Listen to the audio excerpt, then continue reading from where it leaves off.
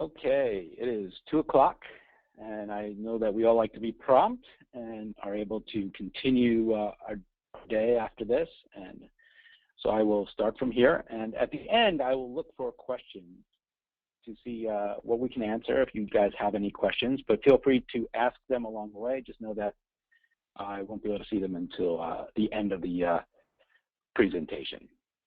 So thank you very much for attending, and I look forward to sharing with you.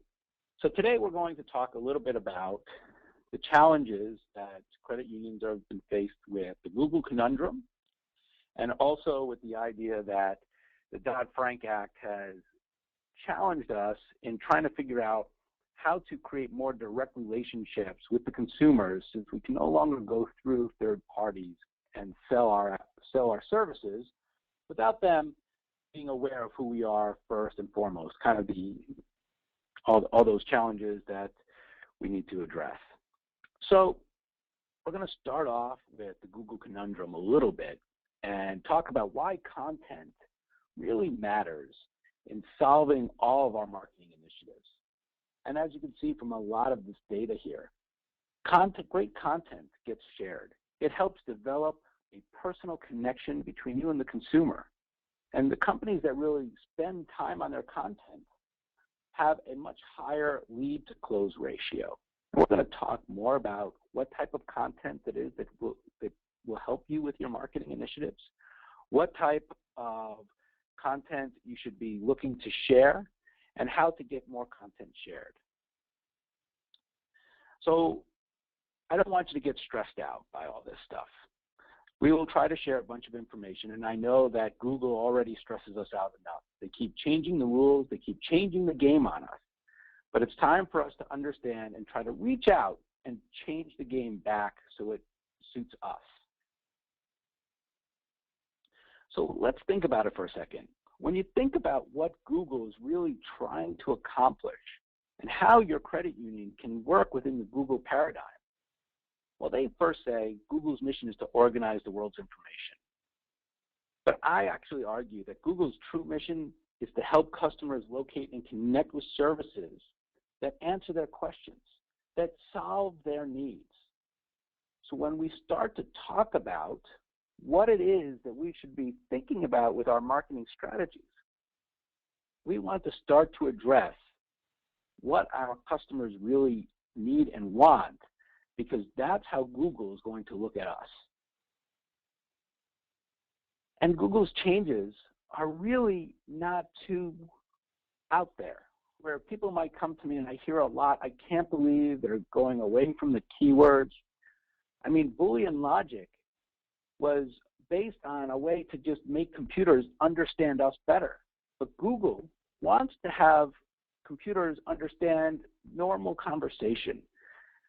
Today, we're speaking much more using Siri and other voice-activated search mechanisms. So we're trying to get into context search results. And it matches to really what's going on in the rest of the world. When was the last time you walked into a store or had a customer come into your credit union and just talk with you in Boolean logic? It doesn't work. So you go into a hardware store and say hole and wall and repair. Nobody really understands what you're saying. So Star Trek actually was the first one to really show this in many ways. If you remember, there was a great one of I think it was Star Trek 4, when Scotty was trying to talk to the computer, and funnily enough, it was a Macintosh. And the computer obviously didn't understand him, but that was predicting where we're trying to go in the future, which is trying to ask questions, have a computer or solution provide us with the answers. So now that we're building on this premise that content needs to provide the answers, we think, okay, well, how does that really apply to Dodd-Frank? Well, in order to solve the Dodd-Frank challenge that your sales team and your business development team have, they need more support from the marketing departments to help build more personal connections with consumers so that the consumers can help advocate for the credit union more than they already have. You're very lucky in many ways, because credit unions that have a large affinity already amongst their members. which is a very unique position. So when you take a look at this slide about the evolution of marketing, you can see that you are where everybody wants to get to, where you actually have consumer advocates out there. So you just need to find the right ways to trigger them and to use content to trigger them. Right? You want that woman at the end with the shopping cart to be talking about the car loan she just received from your credit union and how she got the best rates and that they were really helpful and that she would highly recommend using your credit union to help with all future car financings. And we also think back in history. So I kind of pull some personal history here, where my grandfather owned a candy store on the Upper East Side in Manhattan. I think it was around 86 in Lexington, if anyone knows Manhattan. That his candy store has been since demolished and now a big building's there, like everything else. But if you think back to what he was trying to do, he was building a customer base. He was building a personal connection. He was providing answers to questions about gourmet food, as he called it, or candy, as I call it. And he was trying to help his customers understand what was the best gifts, what was the best presents to give for candy when they go to visit someone, or was it nuts, or whatever it might be. And he was building that relationship so that they would become advocates for his candy store and would want to return back there because of the relationship that they formed with him. So, and we think about, okay, well, it's difficult sometimes to replicate what was out there in old times. I mean, you know, how do we build these personal relationships when we have so many people? It's such a larger audience that from what he used to have, where all his systems, his high-tech systems, was this notebook here, which was an actual picture of his actual notebook of how he kept track of his orders and of his customers and what he was doing and how he was engaging with them, right? So today, we just have a much more technical process to match that notebook. That notebook is turned on the right-hand side of your screen to what's on the left-hand side of your screen.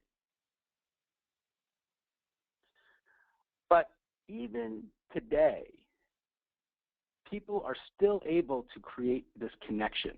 So we talk about, oh, you know, I hear a lot of people saying, well, you know, in those days when your grandfather had the candy store, it was easier to make a connection. He was in a local community, people knew him and everything else.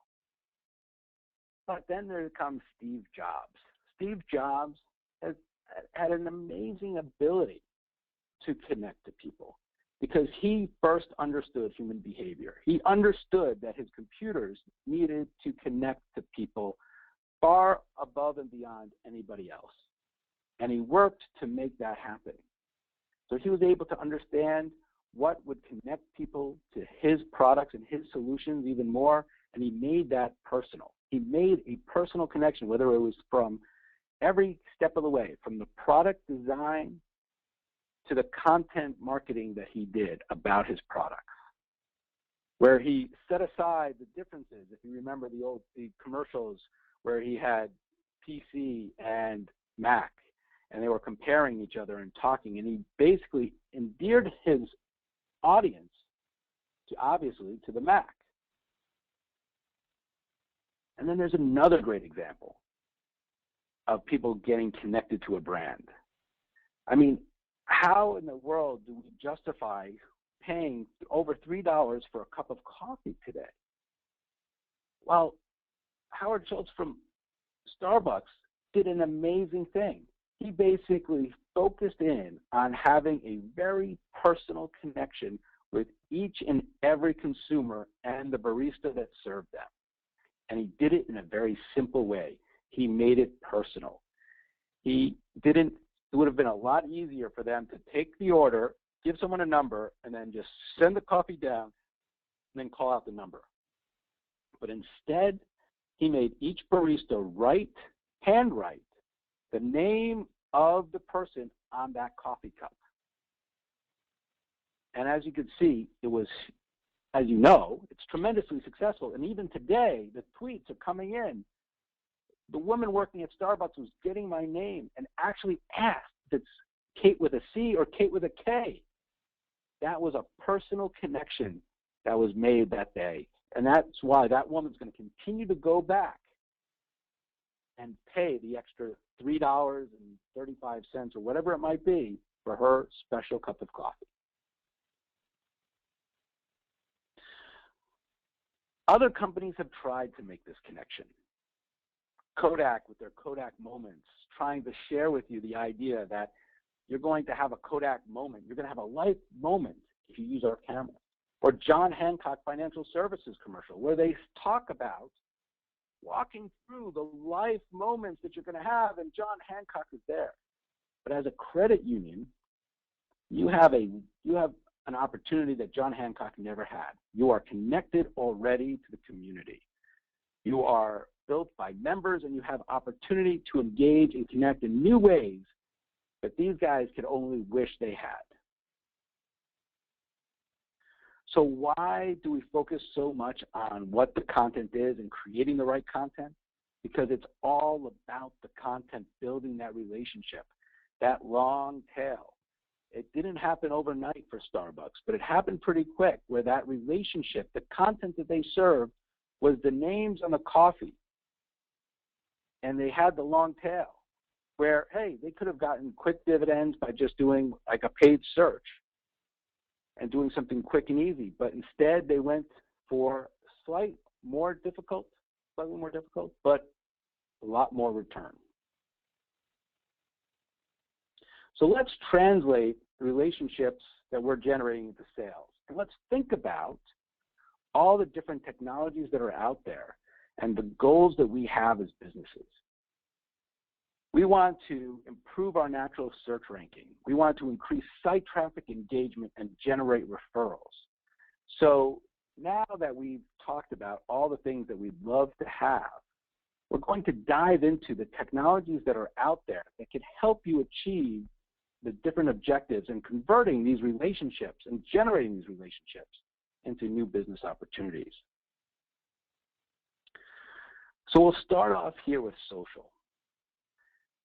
I talk with a lot of companies and they say, oh, you know, a lot of times with the credit unions, a lot of the credit unions out there, I hear, well, I don't even know what social is giving me. I am posting stuff or I'm not posting stuff. I'm having trouble understanding what its value really is.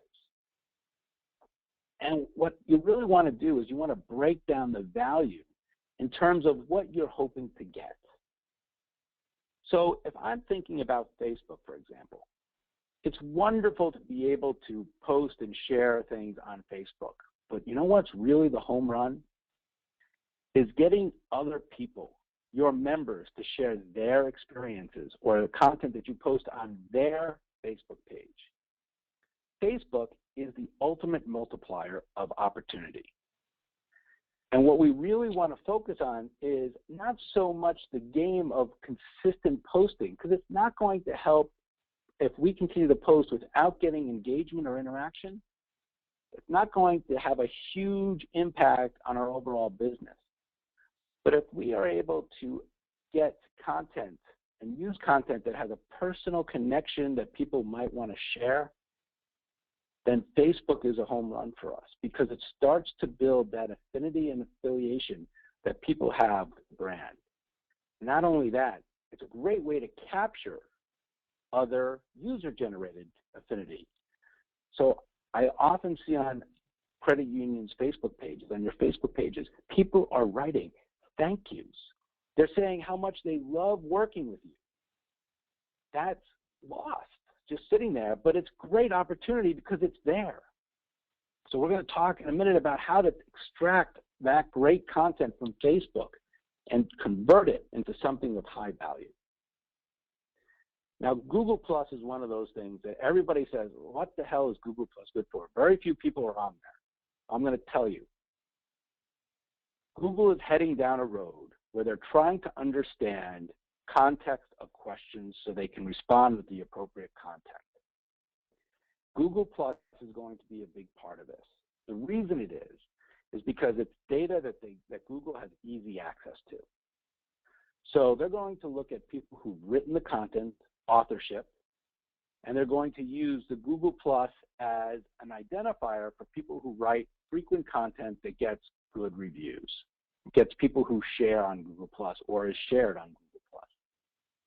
So Google Plus, different from Facebook, is one of those places that you want to post because you should post, because it's going to be good for your natural search rankings and will help drive increased traffic to your website. Twitter is not too dissimilar in those ways from Google+.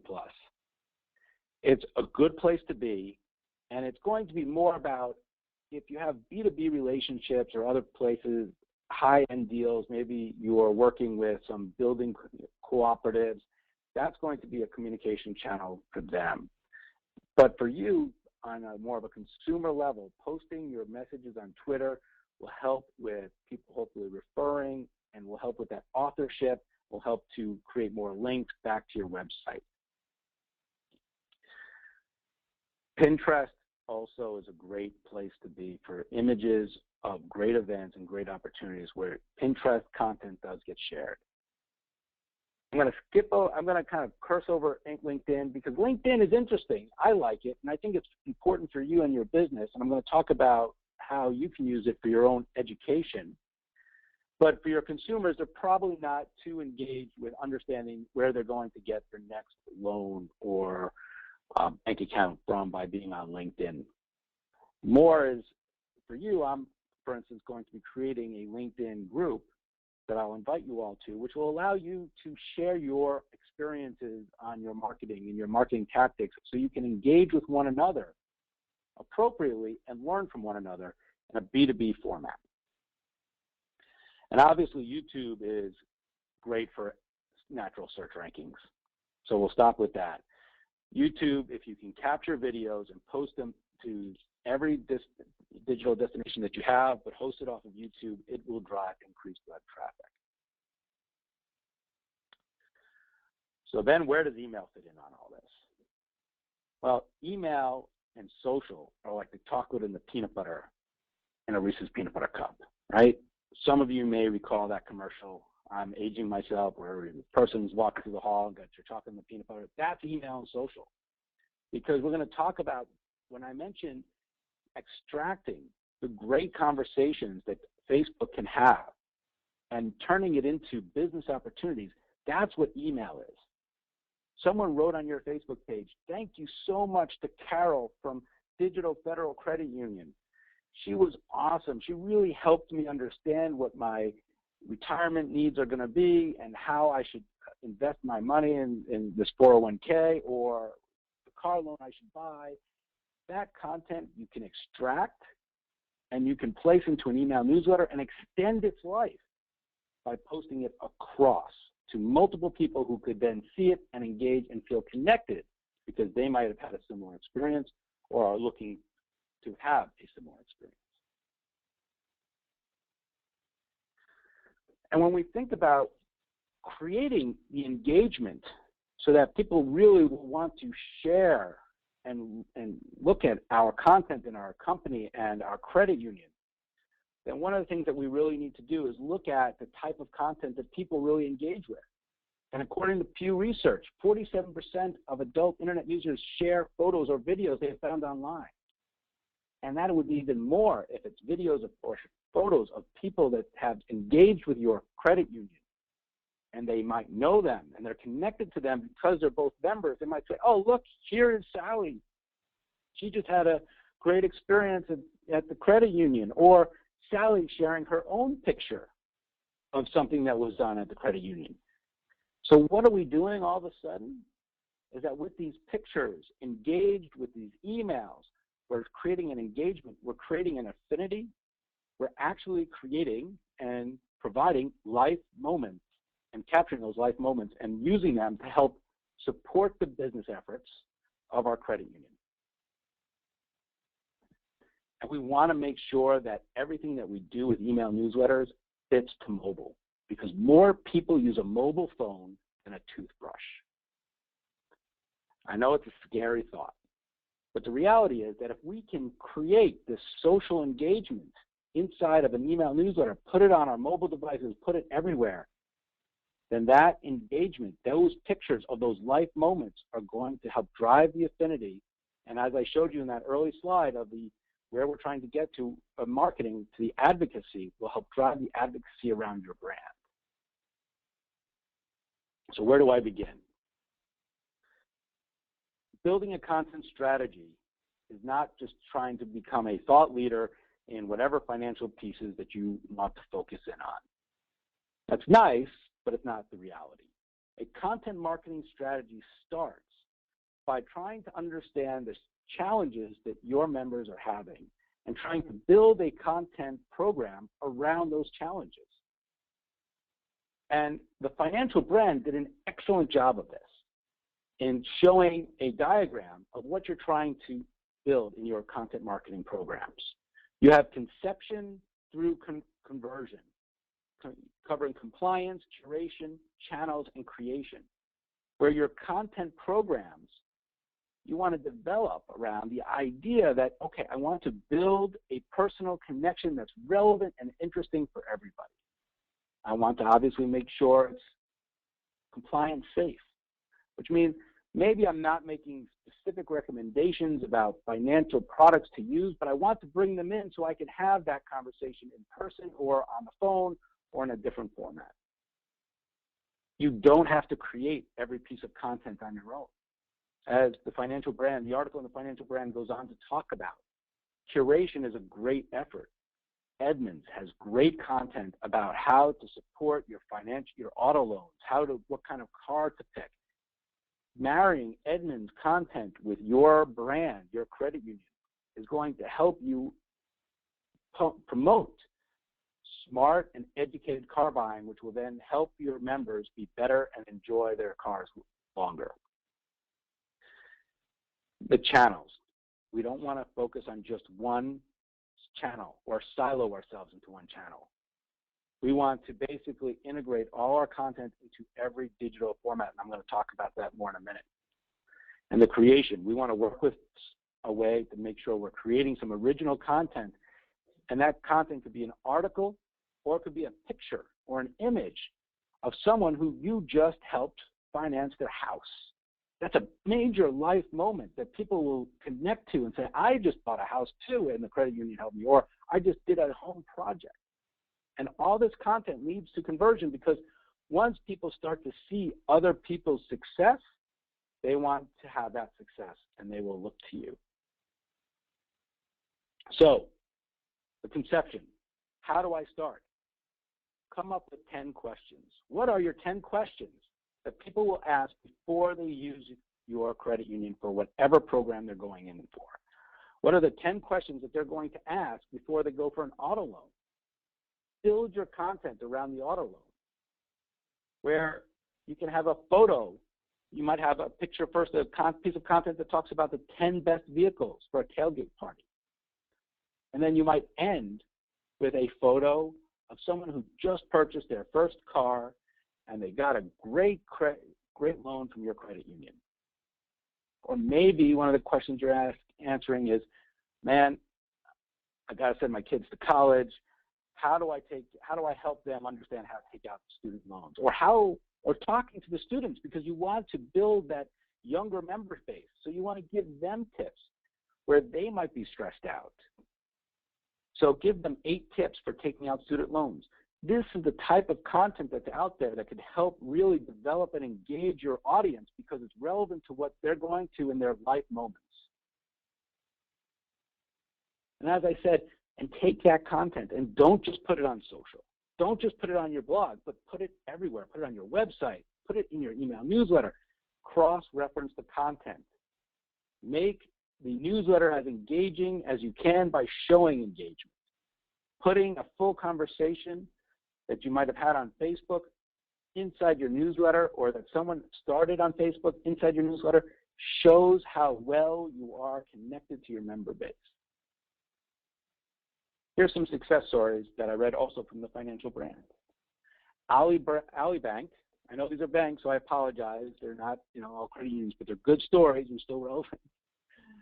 So translating the brand to social channels is qualitative. They basically did a great job of integrating the platforms and coming up with a lot of relevant and interesting and engaging content. They had over 1,500 pieces of content that they distributed, but a lot of that was curated.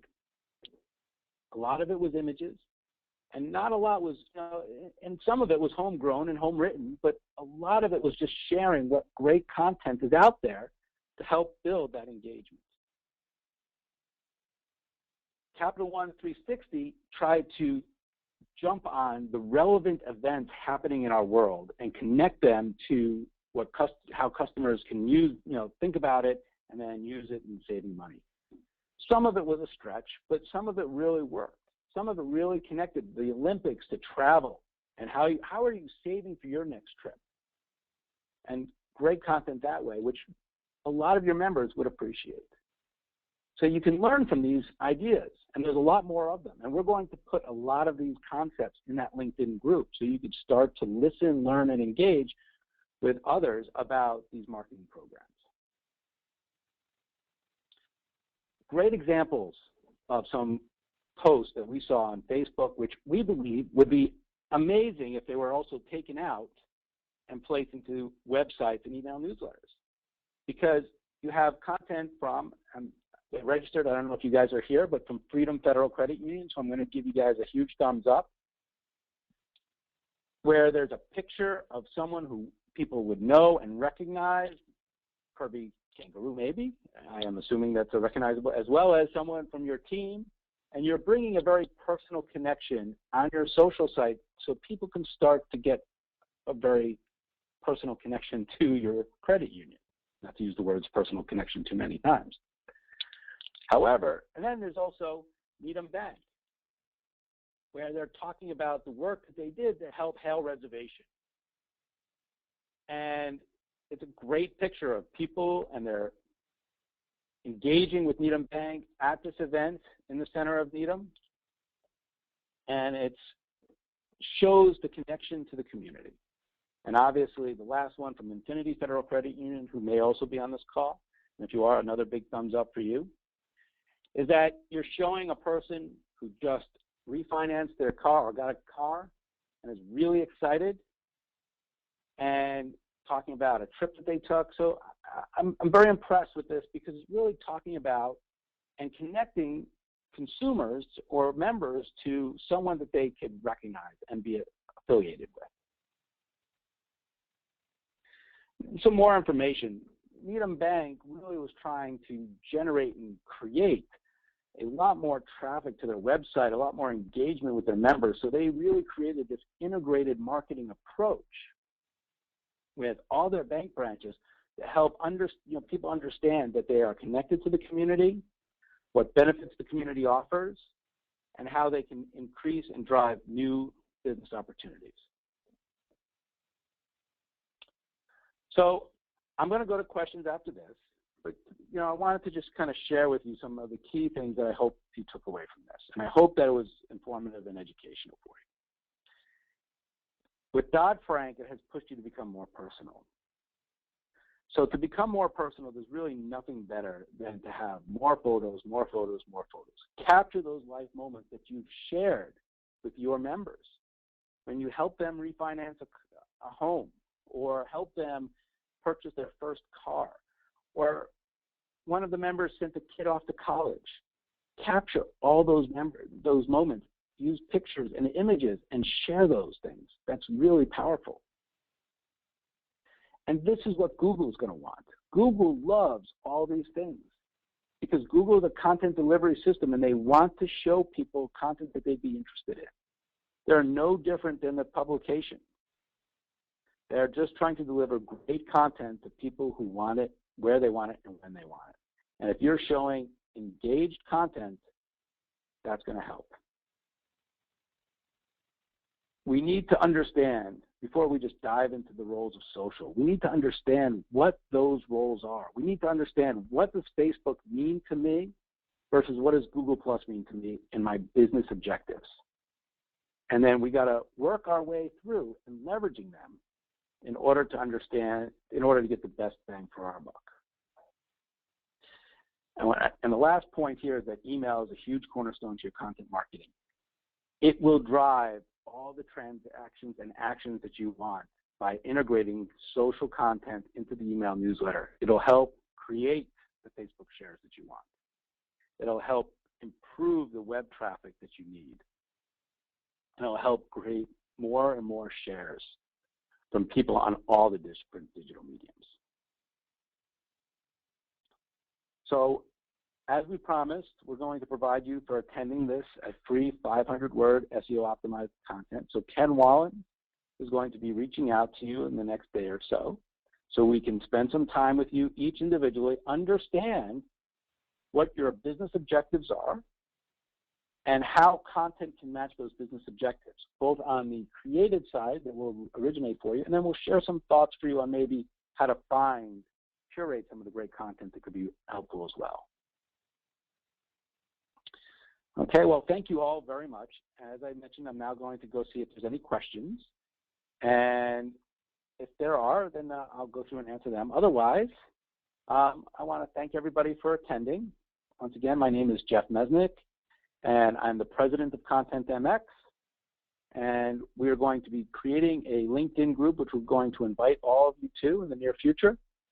And we'll be able to share some more content and information, and hopefully you'll all be able to share content and information with each other. So I kept this to half an hour. I hope I didn't go too fast, but I wanted to keep it succinct and allow everybody the opportunity to continue with their day and not be too distracted.